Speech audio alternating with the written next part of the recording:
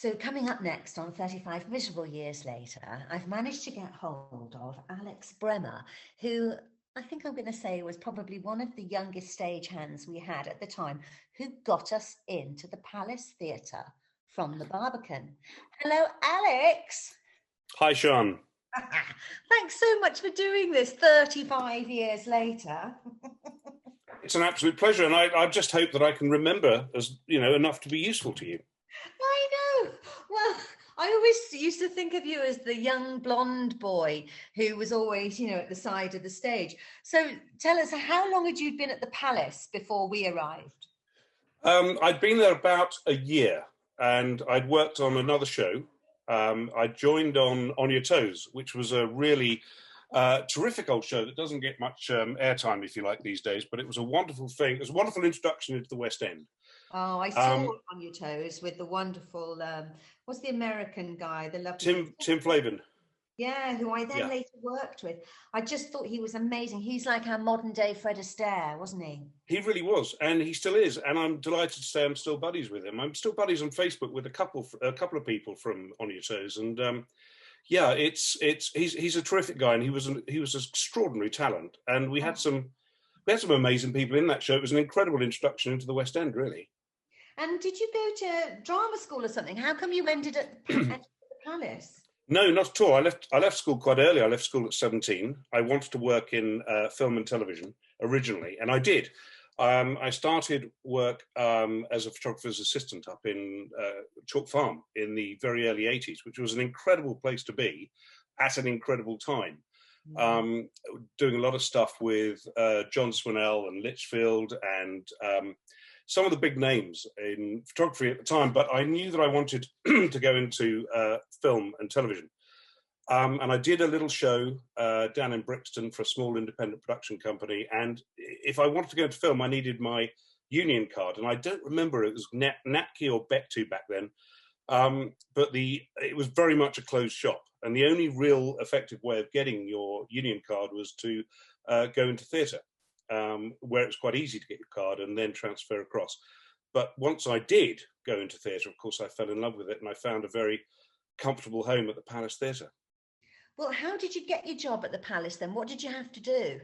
Well, it's a funny story. At least I think it's a funny story. I often tell it like it's a funny story, and sometimes people look at me very blankly and other people laugh if they know what I mean.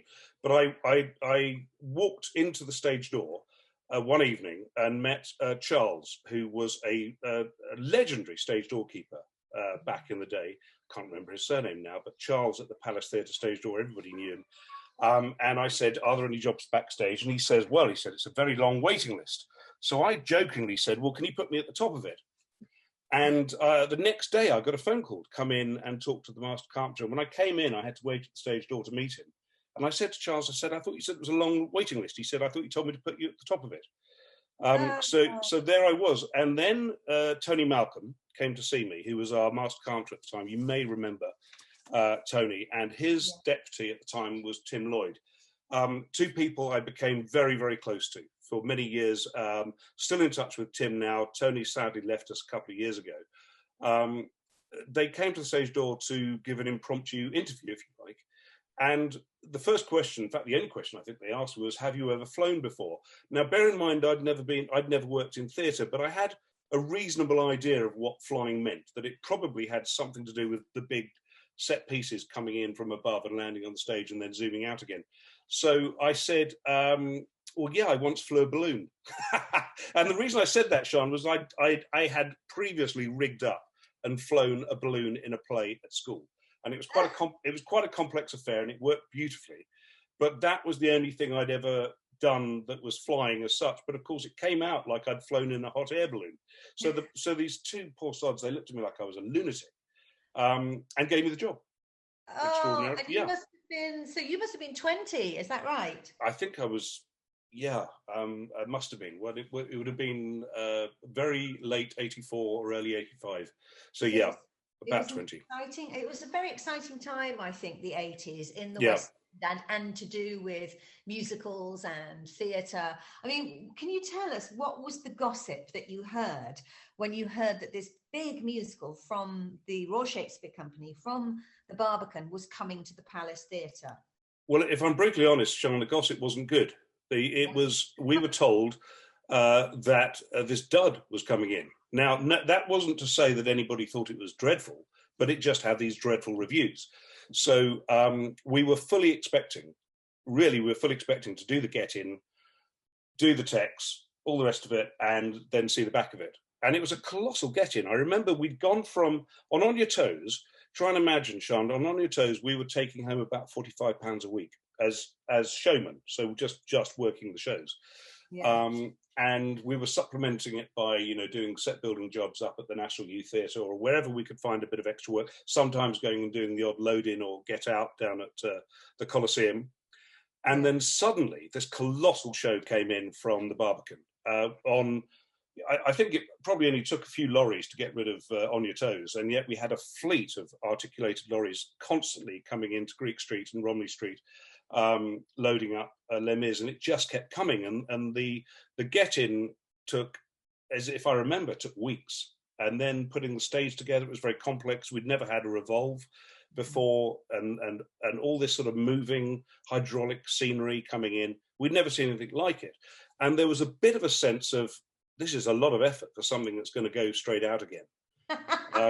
Yeah, really, I know it was. And of course, what's also true is that when you do a get out, there usually isn't much money left in the pot.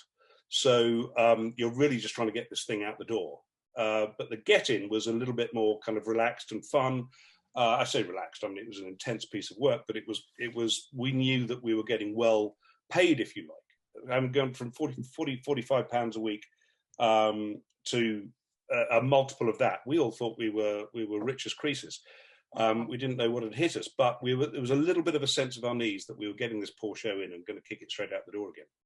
Well, and what did you think? Because we had the barricade, you mentioned the revolve, and it was all dark, it was all almost black, wasn't it? Yes. Well, it dark and heavy, and was it massive, the barricade, to get in? It was, and one of the things I remember most about it, Sian, was it weighed a ton. And I know that sounds like an obvious thing to say, but On Your Toes was very easy to get out. It was all drapes and curtains and then little bits of furniture. There was a truck in On Your Toes, but it was nothing substantial. The stuff that was coming in for Les Mis was properly weighty, and it took we had a big dock door at the Palace, but some of these pieces were very meaty to get into it and awkward. A lot of us, it was amazing nobody lost a finger. I remember it was quite, I don't know if you know, but the West End theatre, backstage is designated by Westminster Council as a dangerous work environment, and you're supposed to wear all this protective stuff. But there's a sort of what do you call it, moratorium, if you like. They kind of look the other way. The hard hats are not generally worn. It was very dangerous. It was quite a thing, but it was impressive. And of course, I was very young, so I was completely relaxed about it. We threw ourselves at the job and really enjoyed getting it in. And you must have, because I always love get-ins and get-outs and technicals, because I feel that this is the secret magic. Yes. The public don't get to see. I think they're wonderful. A wonderful time, because you're going through the night and you're going to have fast food to keep you going. And yes. Did you have to employ lots of extra people then as well to get the set in? Yeah, well, you kind of crew up on the fly. I was still a showman. I was still only working the nights, if you like, during the get-in and for the first few weeks or maybe the first few months of the run of the show.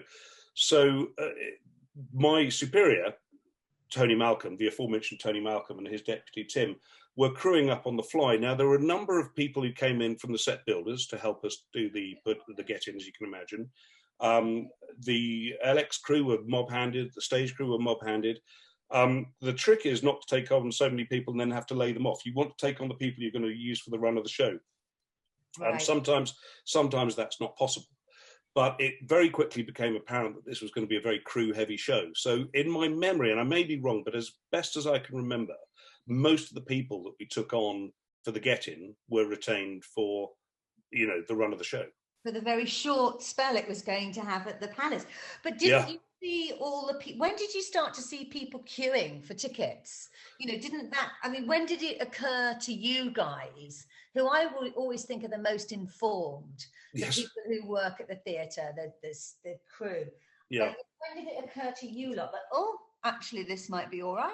Well, I can remember very clearly, as a matter of fact. I mean, there's a lot that's blurry. I'll be brutally honest. The early '80s was a brutal time in many ways, but I do remember crystal clarity. I can remember, excuse me, I can remember sitting by the side of the stage during one of the rehearsals, and I think it was with the orchestra in. I think it was a full tech, and seeing this thing to come together all the way from beginning to end.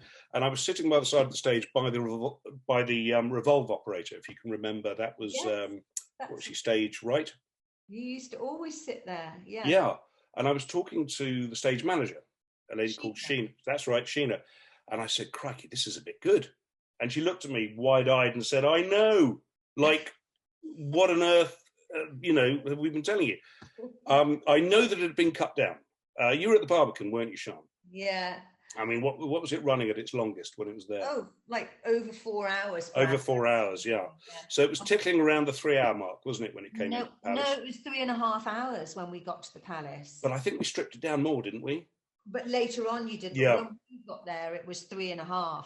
So that must have been, did you guys go, oh, God, finishes so late, can't even get to the pub? Well, I didn't, because I was young and I was just keen and eager. I mean, God, everybody must have hated me, but I just loved it. So I immediately got it. I remember being wide-eyed at how good this thing was. And then we started noticing not just queues at the front, but queues of ticket touts. I mean, it was in the run-up to the opening night, it was getting very busy front of house. And I can remember Bob West getting very excited about it all. I said, well, isn't it a bit annoying seeing tickets outside? He said, no, he said, you can't buy that kind of publicity, which is something that really stayed with me. There's a couple of things Bob said to me that really stuck with me. That was one. And the other one was when things go wrong. He said, the audience love it. They love it. Reminds them it's live theatre. And if you remember, Sian, we had the things like the barricades and the revolve go wrong all the time. Well, that's what I was going to ask you, because we had that problem at the Barbican. Yeah.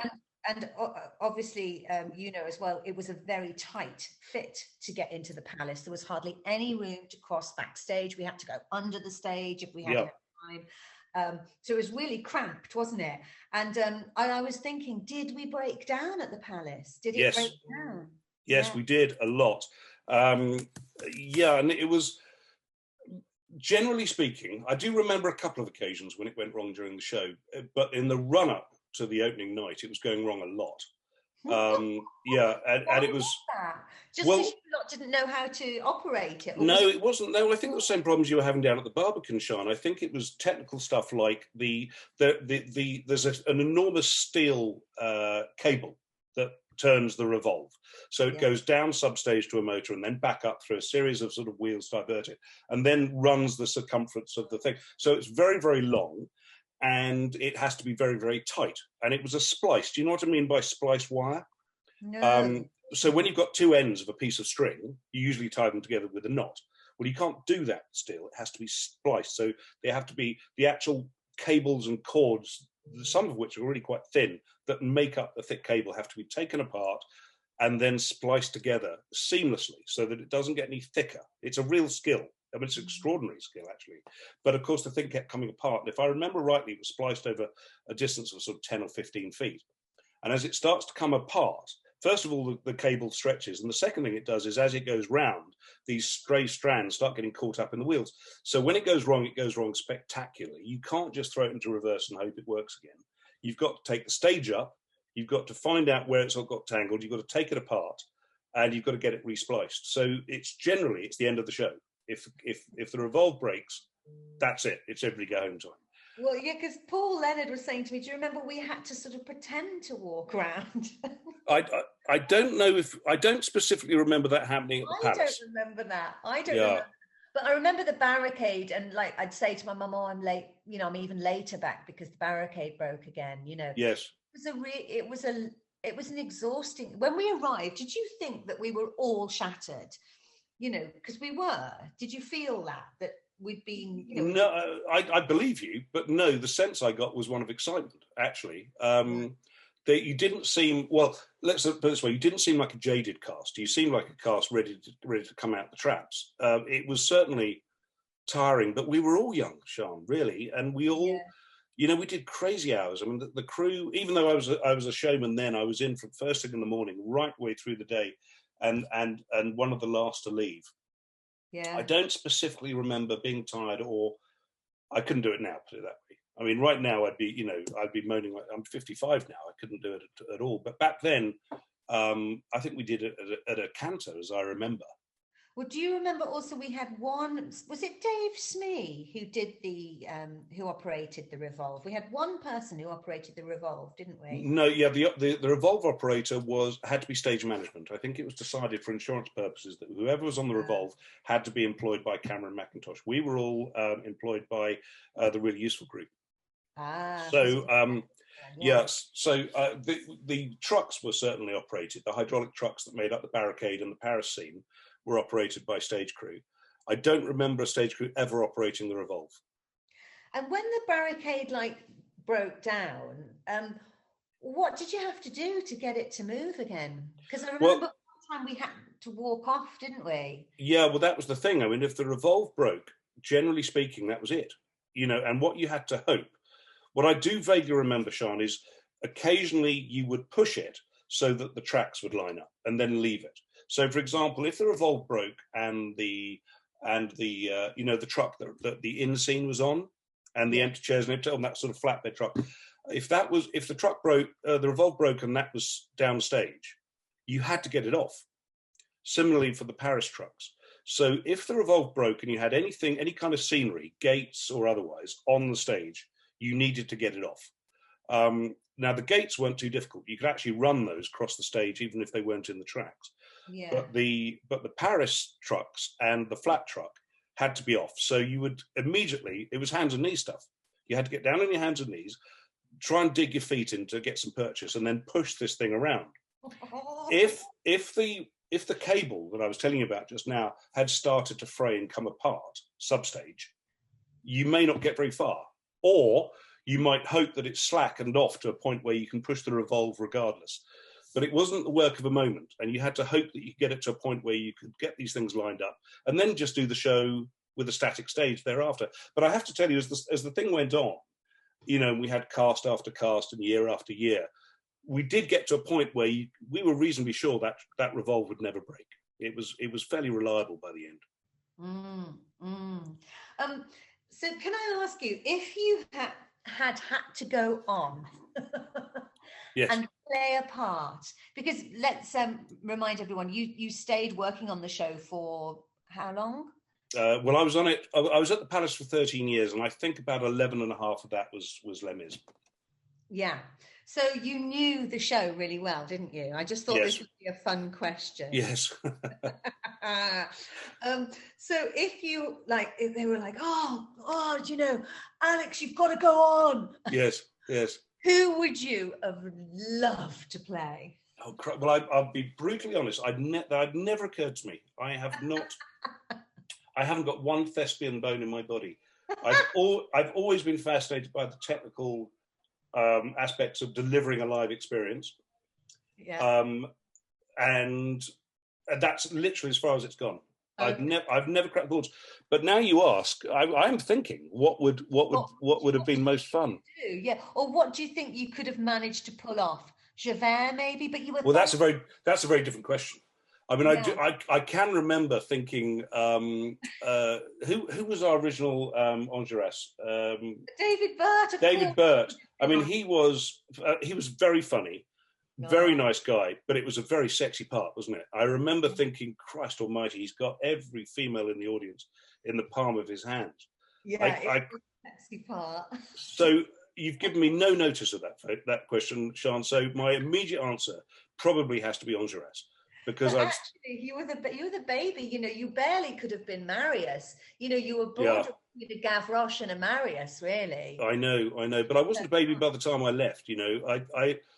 But I'd never occurred to me what I'd want to play. I can remember bizarrely having a very weird dream, and I remember it really well, Sean, where the whole Palace Theatre was actually a ship, and the flies were where we were, trimming the sails and everything. And I do remember in that dream having called up on to do Marius, and saying, "You've got to be joking," but I think I know the words. So can I ask you, did you have in our original company, did you have a favourite performance that you loved watching? It's difficult to say because so many were wonderful, but was there a favourite song? Let me see. Was there a song? There must have been. Again, it's been a long time since I thought of it. There must be something that I used to really enjoy. I can remember I used to be one of the last to leave, for all sorts of reasons. I would have one of the last cues, whatever. And I would always come down to the bar store, buy the book. But, for those listening, that's where the stage manager would be calling the show.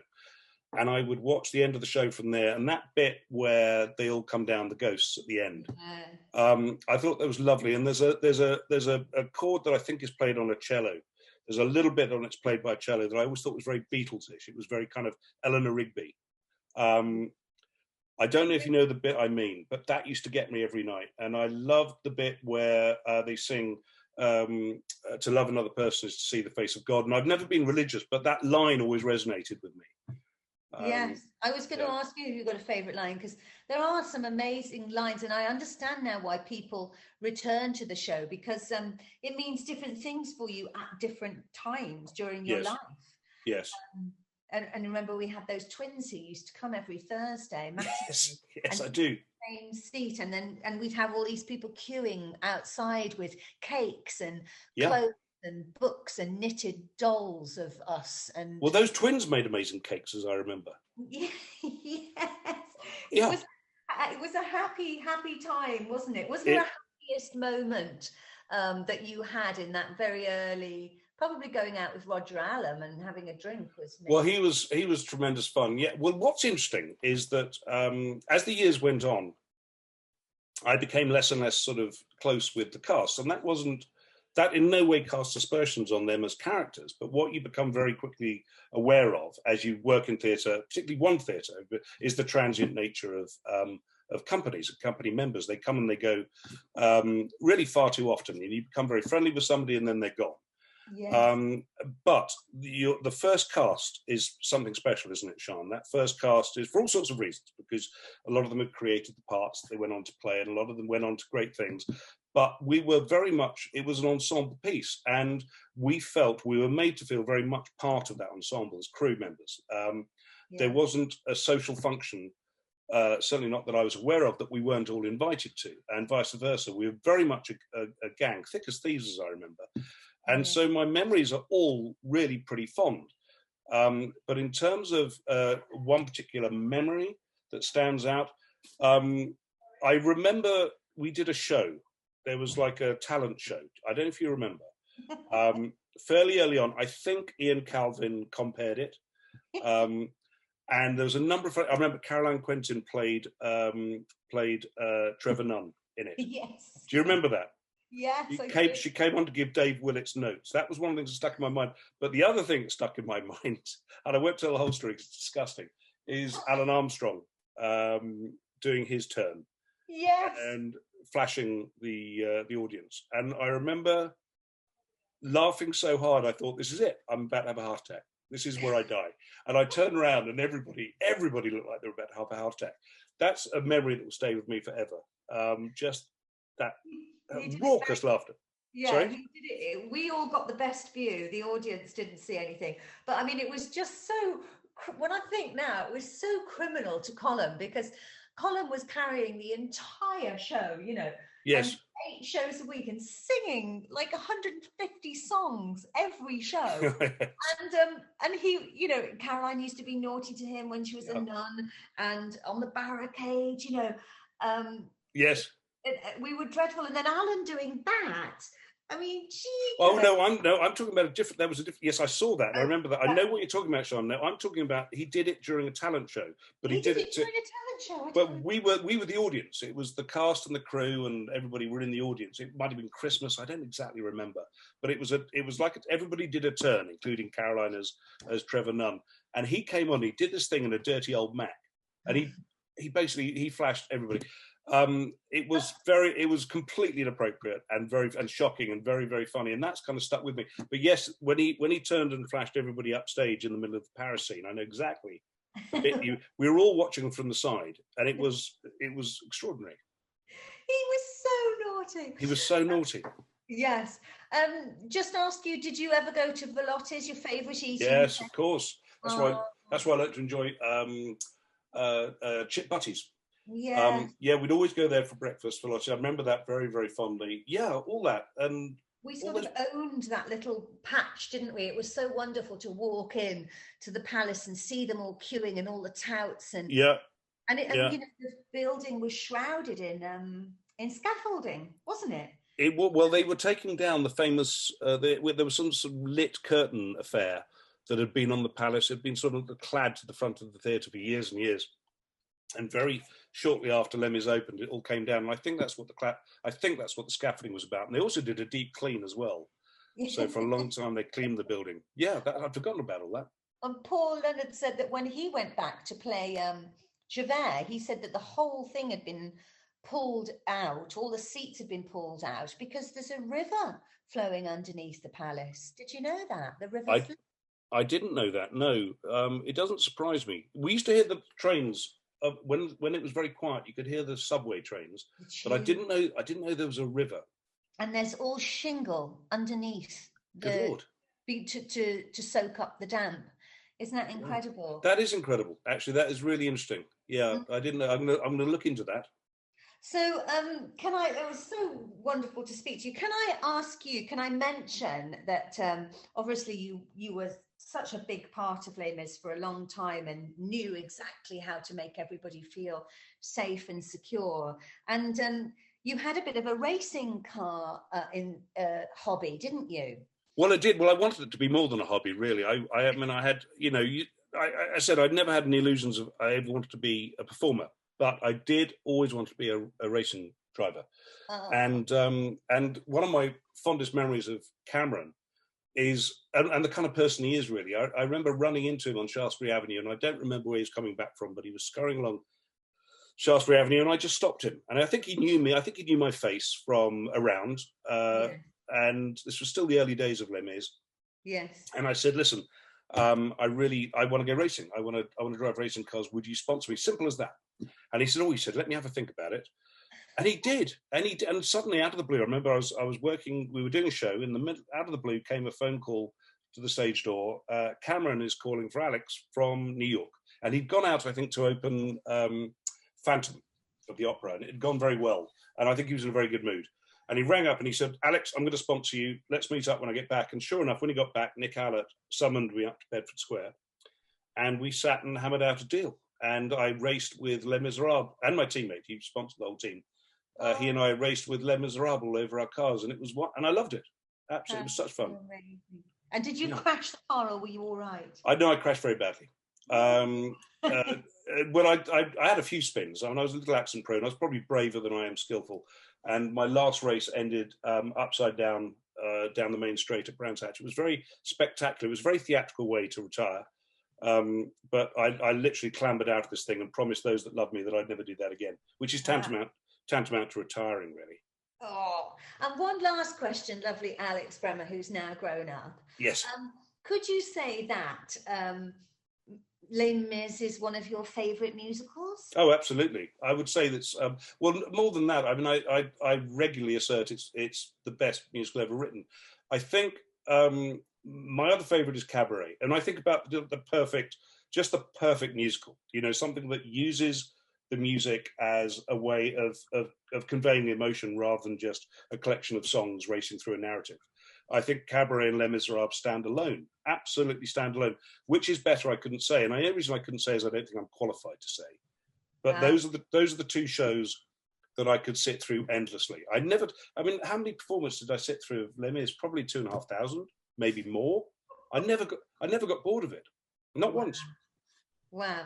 And have you actually, one final thing, the beautiful Bob West, who was our company manager for the original cast, and I don't know if he stayed and did a few or came back, but he was so full of advice and support. I remember for me as a young person at that time, and indeed Cameron got him to ring my parents to assure them that yes, the show was going to be all right, and it's all right for her to leave college to do it, and she'll be safe, and I'll look after her.